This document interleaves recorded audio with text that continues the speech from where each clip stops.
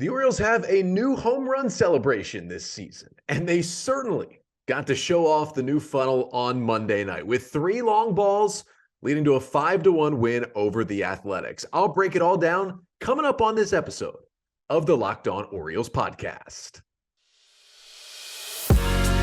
You are Locked On Orioles, your daily Baltimore Orioles podcast. Part of the Locked On Podcast Network, your team every day. Hey there, Orioles fans. Today is Tuesday, April 11th, 2023, and welcome back into the Locked On Orioles podcast, part of the Locked On Podcast Network, your team every day. As always, I'm your host, Connor Newcomb. And coming up on today's episode, we're going to break down a 5-1 victory for the Orioles over the Oakland Athletics at Camden Yards on Monday night. Starting off a 4-game set with a win. We'll chat about the home runs for the Orioles and their new celebration, talk a bit about the pitching and Kyle Gibson's strong home debut, and a little bit about the umpires on Monday night because they certainly tried their best to make it about themselves. But that's all coming up on this episode of the Locked On Orioles podcast, which is brought to you by HelloFresh. Skip trips to the grocery store and count on HelloFresh to make home cooking easy, fun, and affordable. That's why it's America's #1 meal kit. Go to HelloFresh.com/MLB60 and use the code MLB60 for 60% off, plus free shipping. So we start things today with an Orioles victory. Orioles 5, Oakland Athletics 1 is the final score from Oriole Park at Camden Yards on Monday night, the first of a 4-game series between the O's and the A's, in which the O's win it to get back to 500 at 5-5 on this young 2023 season. And I'll get you the 5 things you need to know from the Orioles victory here to kick off the podcast.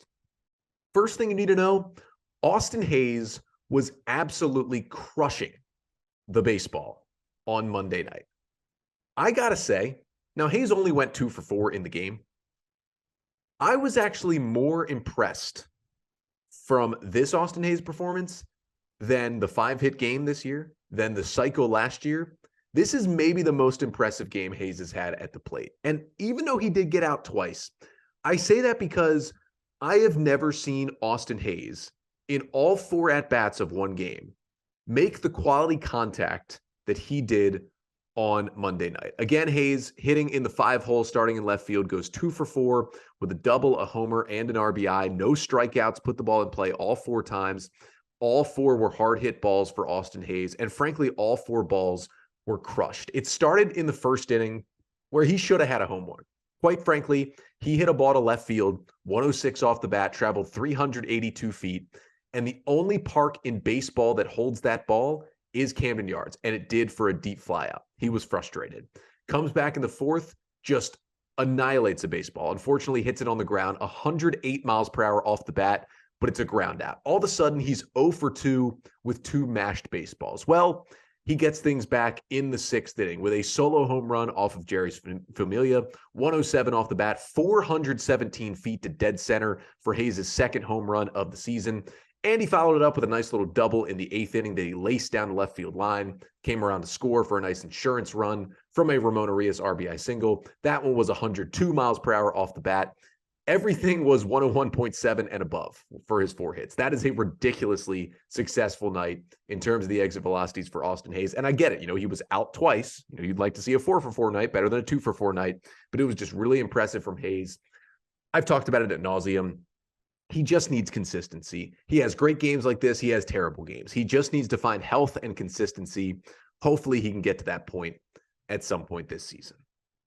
Second thing you need to know from this game is Adley Rutschman homered from the right side of the plate for the first time this season and also conquered Mount Baltimore with that home run. It was a solo shot in the 3rd inning that put the Orioles up 3-1, hit it off of A's left-handed starter J.P. Sears. And Rutschman, 399 feet to left field, 103.2 off the bat for Adley Rutschman, his 3rd total home run of the season, but his 1st from the right side. And the reason why that is such a big deal is Rutschman hit double-digit 10 home runs last year, but only one of them last season came from the right side, and it came late in the year. Adley Rutschman, the one knock you could have against his game in his rookie season in 2022 He did not hit well from the right side as a switch hitter. He just didn't hit lefties well. Rutschman hit just 174 with a 552 OPS against left-handed pitching last season. Now, it's been a small sample size so far this year, but it's been much better. Adley Rutschman now 6 for 13 with a home run, 2 walks, and just 2 strikeouts against left-handed pitching through 10 games this season. That is already so much better than he looked against lefties last year. And it was interesting because Adley's stats in the minors were actually better from the right side of the plate as a switch hitter. That didn't happen in his first major league season. It seems to be now evening out just like we thought it would here in 2023. Third thing you need to know from this one is that Ryan Mountcastle went deep too. And when Mountcastle did so with a 2-run shot in the bottom of the first inning to put the Orioles up 2-1, he blasted a ball over Mount Baltimore as well, a wall that he hasn't been a very big fan of over the last few seasons, but just destroyed this ball. 106.7 miles per hour off the bat, 421 feet to left for a 2-run shot to put the Orioles up 2-1. He also introduced us to the Orioles' new home run celebration. Now, we saw the home run chain all of 2022. This year, it's the home run funnel. Now, it does look like a water funnel the Orioles are doing in the dugout, but generally a contraption like that used for, I'll say, different beverages than water. But it was fun to see Mountcastle come up, take the end of the hose, and take down some water. And then, of course, we got to see Rutschman and Hayes do it later in the game with their home runs as well. Seems to be a new celebration. I am basically 100% sure that Andy Koska at the Baltimore Banner will be writing a story about this at some point this week about the home run funnel, because he is always on the beat of kind of the quirky things in the Orioles clubhouse. But it's fun to see them doing fun things and having fun in the dugout. They certainly had some fun on Monday night. Fourth thing you need to know from this one is that Kyle Gibson, strong again in his Oriole Park debut. We'll break down Gibson's start a little bit further coming up in the next segment of the show. But Kyle Gibson, listen, 6 1/3, 1 run on 5 hits, 4 Ks and 3 walks, 92 pitches, and just 4 hard hit balls. And he followed up the 7 innings he went in Texas with a strong 6 1/3 in this game. I understand that the A's lineup is essentially a quad A lineup at best. They're not a good team, but he pitched well. He gave him length. That's exactly why they brought him here. And you love to see it from Kyle Gibson. And the fifth and final thing you need to know from this game, I mean, the Orioles bullpen as a whole was really good. They went 2 2/3 scoreless between Baker, Perez, and Bautista. But I got to shout out Bryan Baker, who seems to completely have his mojo back. The stuff we saw from Baker over the final 2 months of the 2022 season that made us all basically lock him in to the 2023 Orioles bullpen. He was a little shaky in spring training and his first few outings. He's got that stuff back. He came in and got those huge 3 outs, including the big strikeout in the 8th inning Friday in the home opening win over the Yankees. And Baker came in and got 2 huge strikeouts today. Kyle Gibson left the game in the 7th inning with a runner on 3rd and 1 out, and the Orioles leading 4-1 in the top of the 7th. Baker comes in and just goes strikeout to end the inning, keep it a 4-1 game. Those were the only 2 batters he faced, but he threw 9 pitches. He struck out both batters he faced, and he basically attacked guys with fastballs, and they just couldn't catch up. It was 6 out of his 9 pitches were fastballs. He was 96, 97, and just blowing it by guys. He was throwing that hard slider that had a little more zip on it, 90 to 91. That was a good pitch for him as well, and got 5 whiffs on 9 pitches. 5 whiffs on 6 swings is ridiculous, and Baker was ridiculous in those 2 batters he faced Monday to get the Orioles their 5-1 victory. But we can talk about Baker, we can talk about the home runs and the funnel, but I really want to talk more about Kyle Gibson on Monday night because it was his first start at Camden Yards. The Orioles brought him here because they thought he would fit nicely in this ballpark, and he certainly did on Monday night in his first start there in an Orioles uniform. So coming up next, I'm going to break down Kyle Gibson's start even further and talk about why that start right there was basically exactly why the Orioles added him to this starting rotation. But first, this episode of the Locked On Orioles podcast is brought to you by So Rare. Our new sponsor, So Rare, is a revolutionary fantasy baseball game and marketplace transforming fans into owners with officially licensed digital cards featuring players from across all 30 MLB teams. And unlike other fantasy baseball platforms, So Rare managers truly own their fantasy experience. You can collect, buy, sell, and compete with player cards against global opponents to win epic rewards. And win or lose, you still own your cards, and there's no cost to play. And here's the cool thing about So Rare. It still feels like fantasy baseball because they have MLB game weeks that happen twice weekly, span about a 3 to 4 day cycle. And at the end of the game weeks, the managers who rank at or near the top of the leaderboards win a bunch of awesome rewards. It could be scarcity cards, game tickets, merchandise, signed jerseys, and VIP experiences that including meeting your favorite MLB stars.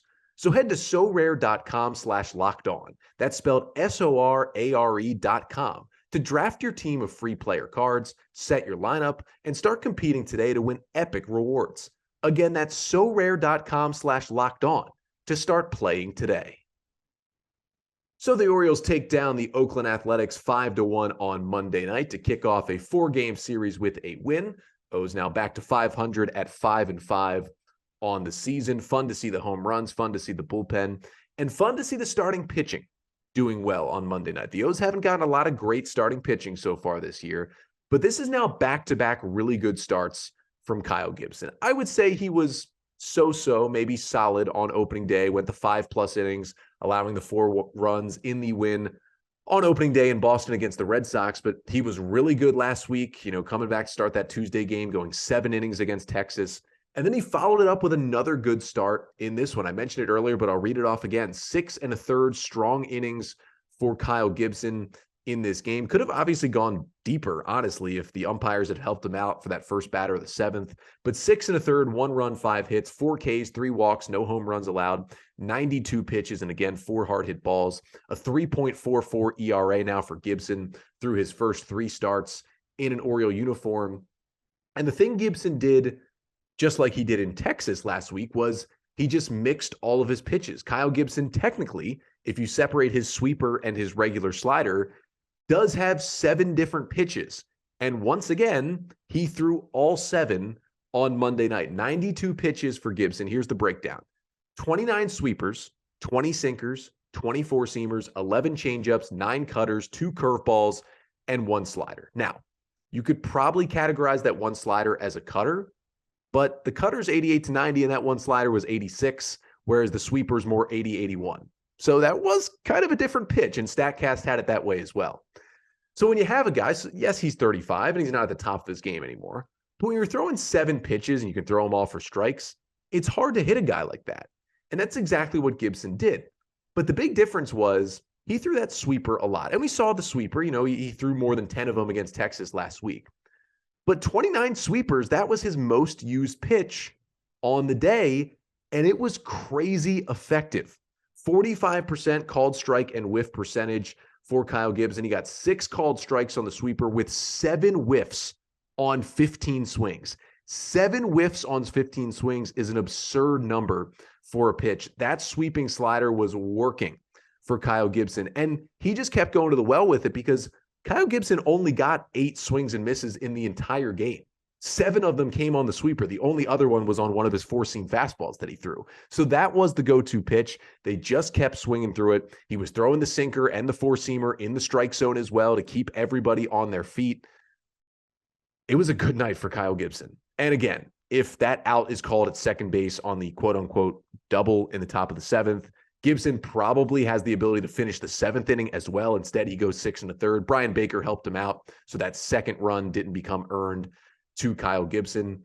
But I just like what I'm seeing. And again, it's not like ace-dominant stuff, but he's kind of reminding me of what I said he was going to be in the offseason when the Orioles signed him to a 1-year, $10 million deal. I just said he's going to be a slightly better version of what the Orioles got out of Jordan Lyles in 2022. That's exactly what we saw. We saw Jordan Lyles a lot last year, struggle a little bit early in the game. That's what happened to Gibson. He throws 30 pitches in the first inning and gives up a run in the top of the first. Really had to labor through that inning. Now, did he get any help from his defense? No, he did not. That was certainly an issue in that first inning. There was only 1 hard hit ball against him. That was the Ramon Laureano triple that Ryan McKenna struggled with out there. You had Austin Hayes not catching that pop-up, but Gibson did walk, the second and third batters he faced in the game. That's usually not going to help you out, so he deserved to give up a run in that inning. But he settled down. He only walked 1 more batter for the next 5 1/3 innings, and he did not give up another run. And it's similar to what Jordan Lyles would do. In the first couple of innings, you'd see Lyles give up a run or 2 last season, but then he'd battle and he'd get through 6 or 7 and keep you in the game. And Gibson did that, but a little bit better on Monday night. And again, I mentioned it before, the A's lineup is terrible. This team is really bad. The A's are now 2-8. They have a guy named Ryan Noda, a Rule 5 pick, hitting 182, batting second in the lineup. Aledmus Diaz hitting third, Ramon Laureano fourth, and our old friend Jace Peterson hitting fifth. Kevin Smith, who I love, he a Terp, shout out Maryland baseball. They just called him up on Monday and had him playing shortstop and hitting in the 6 hole. This is a really, really bad lineup, but you still got to feast against a bad lineup. And it's just like people are talking about the Tampa Bay Rays right now. Like they're 10-0. They're having a historic start. And everyone's saying, well, they've played the worst schedule in baseball. Yeah, they have. You still have to beat the teams in front of you, and it's still impressive when you do in Major League Baseball. Gibson still had to beat the team in front of him, and he did, and it was still impressive on Monday night, and I like what I'm seeing so far from Kyle Gibson. But the things I'm not liking that I'm seeing came from the umpires on Monday night. That crew was going through it, and I don't like to harp on the umps too much on this podcast, but when it's that bad, and it was that much of an ump show like it was on Monday night, I mean, we got to talk about it at least a little bit. So we'll get to a pretty horrendous performance from the umpiring crew coming up after this. But first, this episode of the Locked On Orioles podcast is also brought to you by FanDuel Sportsbook. Grand slams, no-hitters, and double plays are back. There is no better place to get in on the MLB action than FanDuel, America's #1 sportsbook. That's because right now, new customers can step up to the plate with a no-sweat first bet up to $1,000. Just go to FanDuel.com/lockedon to sign up, place your first bet, and get up to $1,000 back in bonus bets if you don't win. And if you're looking for any bets this week, listen, stay right here. Go with the Orioles tomorrow. Grayson Rodriguez is making his home debut. He's going to be fired up. There's going to be some nerves. So what I would say is maybe take the Athletics to score in the first inning. You know, he gave up 2 runs in the first inning last time. It's going to be his first start in front of the home fans. I could see some jitters, but then I would take Orioles money line. And Kyle Muller, the A's starter, has been good, but the Orioles I do not think are going to lose on the Grayson Rodriguez home debut. So don't miss your chance to get a no-sweat first bet up to $1,000 when you join FanDuel today. Just go to FanDuel.com/lockedon to sign up. FanDuel, an official partner of Major League Baseball.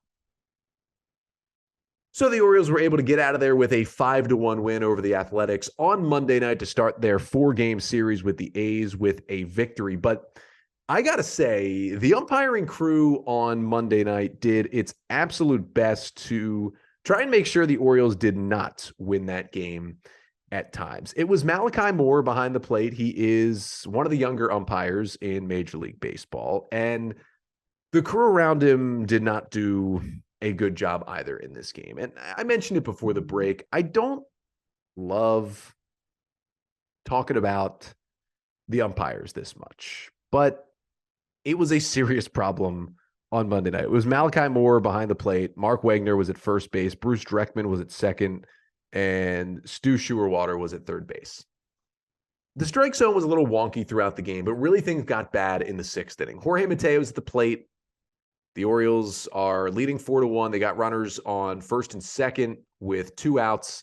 Mateo hits a grounder to first base, sprints down the line, bang, bang play at first as they flip it to the pitcher, Sam Mull. He's called out on the play. It looked very close. But on the replay review, he was clearly safe. Clearly safe. It was close, but Mateo's foot clearly hits the bag before the pitcher Mulls does, and at the very worst, it was a tie, which goes to the runner.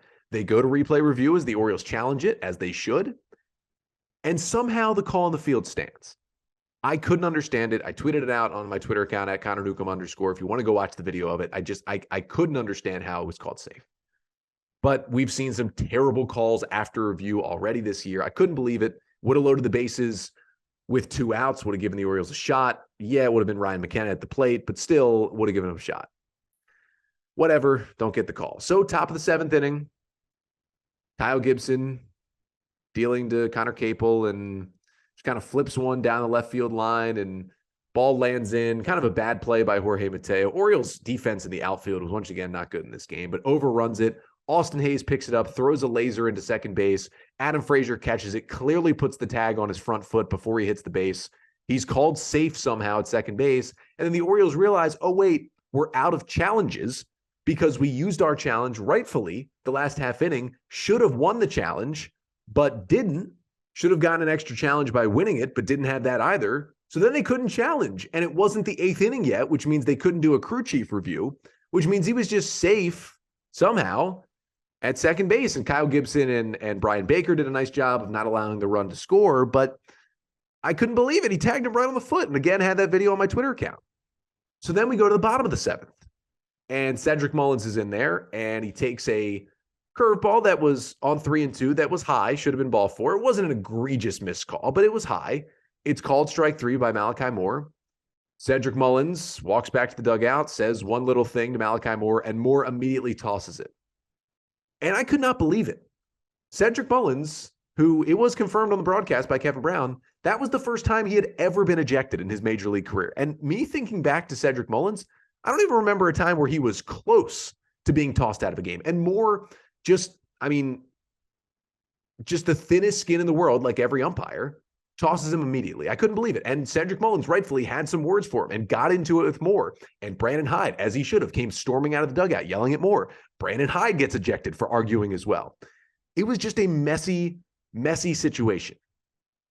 And you do not see Cedric Mullins get into it with an umpire. But when an umpire is wrong, go for it. It was not the worst call that was made all night, but just the quick trigger to throw him out like that is ridiculous. It's ridiculous, especially for a guy like Mullins, who I know some umpires see the guys that have a track record and they're quicker to throw him out. Mullins literally has no track record. He's never been ejected from a game ever until Monday night. And the fact that those 3 plays all came within 2 innings, it was bottom 6, top 7, and bottom 7, all in succession. And then we had some other really bad called strikes in the next couple of innings. It was unbelievable to see those calls and to see that crew out there. And guess what? It's the same 4 umpires for the next 3 games of this series between the O's and the A's. So buckle in. You know, we feel like the O's should at the very least win 3 out of 4, and they've got a good chance to sweep and mop this 4-game series against a really bad A's team. But if the umpires continue to involve themselves and make it about them, as they love to do for the next 3 games of this series, it may not be as easy as it could be for the Orioles if they have some calls go against them that were just unbelievable, like they were on Monday night. But the O's did get the win still, despite the umpires, a 5-1 victory. And again, it's the first of a 4-game series. Next up, it's Orioles and Athletics Game 2, 6:35 Eastern Time on Tuesday night. And as I already mentioned, Grayson Rodriguez will make his second career start in the big leagues and his first start at Camden Yards. He gets the ball, whereas Kyle Muller, the left-hander who's had 2 good starts already for the A's, started opening day, came over in the Sean Murphy trade with the Braves this offseason. He will start for Oakland in this game. And you know what?